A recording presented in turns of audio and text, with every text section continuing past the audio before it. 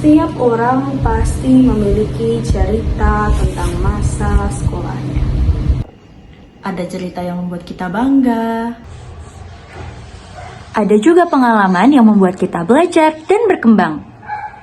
Tapi bagi kami, pengalaman di sekolah bukan hanya tentang pelajar, Tetapi juga tentang lingkungan. Hubungan dengan orang lain dan bagaimana pengalaman itu membentuk diri kita. Jika ditanya, apa hal yang paling saya banggakan, saya akan langsung teringat masa-masa ketika saya berada di bangku sekolah menengah pertama. SMP saya ini berada di desa yang cukup terpencil, seperti yang sering saya sampaikan kepada teman-teman semua. Akses informasi, akses jalan itu sangat sulit. Sekolah saya itu jauh dari kabupaten, jauh dari kota, sangat terpencil. Dan di tengah keterbatasan ini, sekolah saya bersinar dengan cara yang berbeda melalui sektor olahraga voli. Kondisi geografis pegunungan, jalan yang naik turun, itu membuat kondisi fisik murid-muridnya bagus, cukup bagus, dibanding dengan murid-murid yang berada di sekolah kota. Karena setiap hari murid-murid di sekolah saya itu berjalan kaki dengan medan yang seperti itu, sehingga sangat mendukung untuk memaksimalkan potensi di bidang olahraga voli. Dan buktinya, sekolah saya selalu menjadi juara 1 di tingkat kecamatan, baik regu putra maupun regu putri, dan pernah menjuarai tingkat kabupaten, yakni juara 3 regu putri. Dan ini membuat saya sangat bangga karena saya menjadi salah satu bagian dari hal tersebut. Sangat bangga. Dan hal ini membuktikan bahwa sekolah saya dengan keterbatasan fasilitas yang ada, tetapi tetap memaksimalkan potensi yang dimiliki murid-muridnya. Dan apakah saya cukup puas dengan sekolah saya tersebut? Jawabannya, saya sangat puas, namun ada hal-hal yang membuat saya kurang puas. Saya akan menyampaikan mengapa saya puas.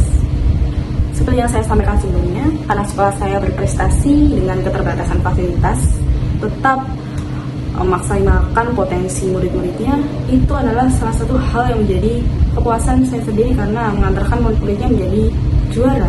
Meski bukan akademik, tapi tetap membanggakan bagi saya dan membuat saya sangat puas. Seperti ada hal yang bisa saya banggakan, meski itu bukan dari akademik, tapi non-akademik itu juga sangat penting dan sangat menunjang untuk masa depan. Kemudian, hal yang membuat saya kurang puas adanya pembiasaan 5S. Benar, pembiasaan 5S. Teman-teman tidak salah dengar. 5S, senyum, salam, sapa, sopan, santun. 5S. Dan mengapa saya tidak puas dengan adanya program ini atau pembiasaan ini? Saya tidak puas karena penerapannya. Kita tahu bahwa pembiasaan ini sangat baik untuk membangun karakter dan sikap siswa. Namun realitanya di SMP saya, pembiasaan ini justru membuat sebuah penyimpangan. Karena pada penerapannya, khususnya di poin salam, itu mewajibkan adik kelas berjabat tangan kepada kakak kelas. Wajib dalam kondisi apapun. Meskipun hanya lewat, meskipun ingin ke kantin, tidak sengaja berpapasan dengan kakak kelas, tetap harus bersalaman, berjabat tangan. Benar-benar berjabat tangan sembari tersenyum. Dan itu yang saya lakukan dulu ketika saya kelas 7.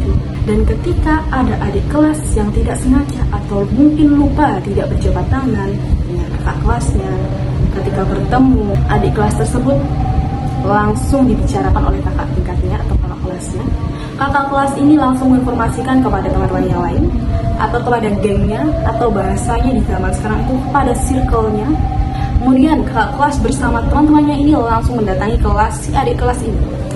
Dan apa yang terjadi? Mungkin teman-teman sudah tahu, bahasanya dulu itu dilabrak, melabrak. Adik kelasnya ini dilabrak karena tidak berjabat tangan. Siapa yang mewajibkan penerapan itu? Tentu dari sekolah. Sekolah yang mewajibkan untuk berjabat tangan dengan kakak kelas. Itu merupakan salah satu penerapan dari 5S.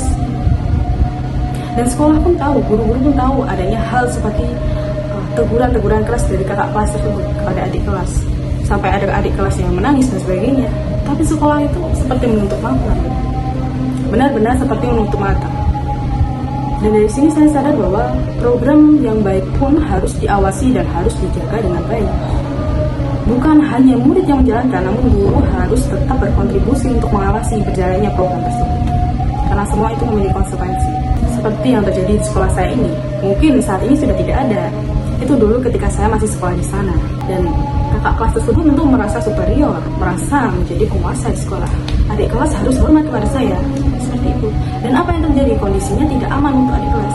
Saya saat itu, ketika di kelas 7, melihat ada teman saya yang dilabrak. Saya dilabrak. Saya juga takut. Suasana di kelas pun mencekam seperti ini apa gitu. Tapi saya tidak pernah berpikir sejauh ini bahwa apa ya? Karena kacamata saya dulu kacamata seorang murid, bukan kacamata seorang calon guru. Jadi cara pandangnya berbeda. Itu yang dapat saya ambil pembelajarannya, bahwa segala program yang baik dengan tujuan yang baik pun harus diterapkan dengan pengawasan yang baik dari guru-gurunya. Kemudian performansi guru dan siswa secara keseluruhan di sekolah saya, kalau dari guru menurut saya itu sudah bagus. Terlepas dari yang baru saya ceritakan tadinya, terlepas dari pembiasaan 5S, performanya sangat bagus, berdedikasi. Guru saya itu sadar bahwa beliau-beliau tersebut mengajar di desa, tahu karakter anak-anak desa itu seperti itu, tapi tahu cara bagaimana mengembangkan potensi yang murid-murid tersebut miliki. Itu yang menurut saya luar biasa. Dan guru saya itu ada yang baru berpindah dari kota, kemudian ditempatkan ke sekolah saya. Saya dulu tidak pernah berpikir bahwa guru tersebut pasti mengalami pembiasaan atau adaptasi dulu, karena adanya kesenjangan yang jauh antara karakter anak desa dan kota ini, latar belakang berbeda dan sebagainya. Karena memang kacamata saya dulu adalah seorang murid ya, bukan seorang calon guru. Itu menurut saya. Lalu untuk muridnya, kalau saya menilai teman-teman saya dulu, tentu performanya sangat luar biasa sebagai anak desa yang semangatnya menggebu-gebu meskipun banyak hal yang belum diketahui dibandingkan anak-anaknya kota. Tapi semangatnya luar biasa.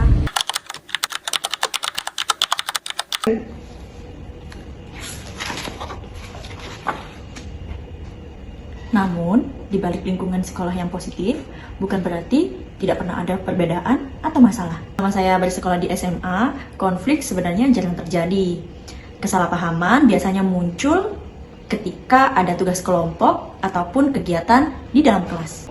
Namun, masalah tersebut dapat diatasi dengan komunikasi sehingga permasalahannya tidak berlarut-larut dan menjadi masalah yang berkepanjangan. Konflik antara guru dan murid juga jarang terjadi. Biasanya kalau terjadi konflik, guru langsung memberikan arahan ataupun pembinaan sehingga masalah dapat terselesaikan.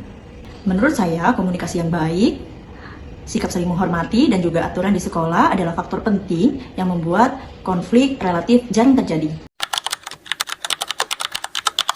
Kalau ditanya apa yang membuat komunitas sekolah bersatu, salah satu hal yang paling penting adalah adanya rasa memiliki terhadap alma mater. Setiap warga sekolah memiliki kesadaran bahwa mereka adalah bagian dari satu keluarga besar. Karena itu muncul rasa tanggung jawab untuk menjaga nama baik sekolah dan untuk menjaga lingkungan sekolah agar nyaman bagi semua warga di sekolah. Selain rasa memiliki, adanya tujuan bersama juga menjadikan hubungan antar warga sekolah menjadi lebih erat. Guru, murid, maupun tenaga pendidik memiliki tujuan yang sama, yaitu untuk menciptakan lingkungan belajar yang positif, aman, dan nyaman. Nilai kebersamaan inilah yang membuat warga sekolah saling mendukung, baik dalam kegiatan sekolah maupun dalam menghadapi tantangan. Menurut saya, ketika kita merasa menjadi bagian dari sebuah keluarga, kita tidak hanya memikirkan diri kita sendiri, tetapi juga peduli dengan orang lain dan juga lingkungan di sekitar kita. Pada akhirnya, rasa memiliki, sikap saling mendukung, tujuan bersama adalah hal yang membuat komunitas di sekolah menjadi tetap bersatu. Saya bangga terhadap komunitas sekolah saya karena mampu menciptakan lingkungan yang positif dan saling mendukung. Hubungan guru dan murid juga cukup harmonis karena dapat bekerja sama baik di dalam pembelajaran maupun di luar pembelajaran. Saya juga bangga pada sekolah saya karena sekolah saya peduli terhadap lingkungan. Sebagai sekolah adiwiyata, saya tidak hanya belajar tentang kepedulian terhadap lingkungan, tetapi saya juga menerapkan dalam kehidupan sehari-hari. Dari kegiatan tersebut, saya juga belajar bahwa menjaga lingkungan itu bukan hanya tanggung jawab seseorang atau pribadi, tetapi menjadi tanggung jawab bersama-sama. Budaya anti-bullying menjadi salah satu hal yang membanggakan juga bagi saya karena sekolah memberikan rasa aman dan kesempatan bagi siswa untuk berkembang. Pada akhirnya, komunitas sekolah yang aman, peduli, kompak, dan berorientasi pada prestasi menjadi salah satu kekuatan dari sekolah saya. Lalu, apa peran guru teladan dalam membentuk lingkungan sekolah yang suportif dan kompak? Guru bukan hanya seseorang yang dapat menyampaikan materi pembelajaran di dalam kelas, tetapi guru juga menjadi contoh bagi murid dalam bersikap, berkomunikasi, dan memperlakukan orang lain. Guru perlu memahami bahwa setiap murid memiliki kemampuan, karakter, latar belakang, dan kebutuhan belajar yang berbeda.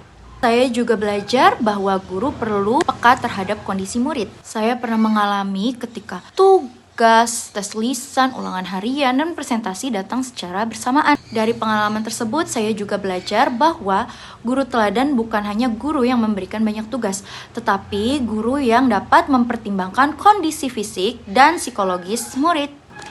Tugas boleh saja menantang, tapi jangan sampai membuat murid merasa tertekan berlebihan.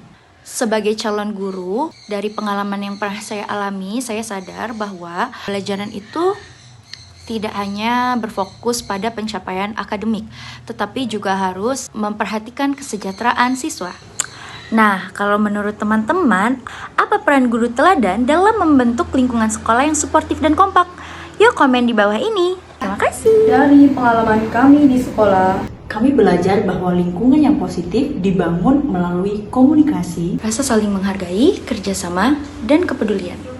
kami belajar bahwa pengalaman yang menyenangkan akan dikenang, sedangkan pengalaman yang kurang menyenangkan Dapat menjadi pelajaran untuk menjadi guru yang lebih baik. karena pendidikan bukan hanya tentang membuat murid pintar, Tetapi juga membuat mereka merasa aman, dihargai, didukung, dan mampu berkembang. menciptakan sekolah yang bukan hanya tempat untuk belajar, tetapi tempat untuk bertumbuh.